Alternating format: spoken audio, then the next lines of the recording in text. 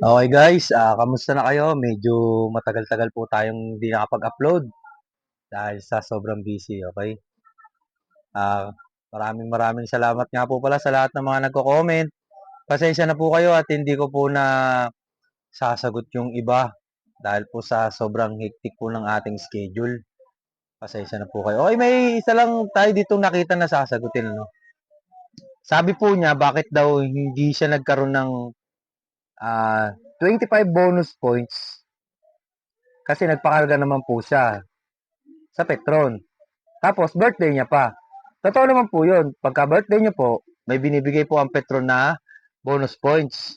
Talaga po yun. Pero ano po ba yung inyong dala? May litro po kasi yun.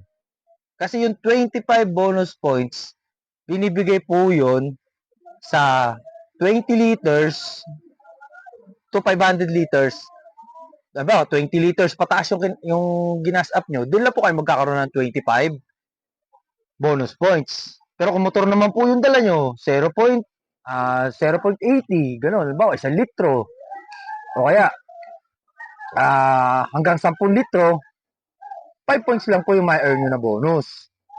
Kung halimbawa naman na 10 litro hanggang 20 litros, ang ma-earn nyo po na bonus dun is 15 points. 5, 15, 25, yun lang po yung binibigay ni Petron. Baka po ang dala nyo, motor.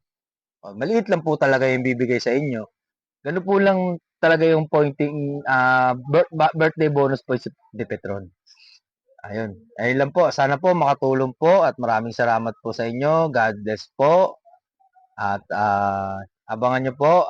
Sisimulan na po natin ulit ang ating pagbablog. Maraming salamat po sa lahat.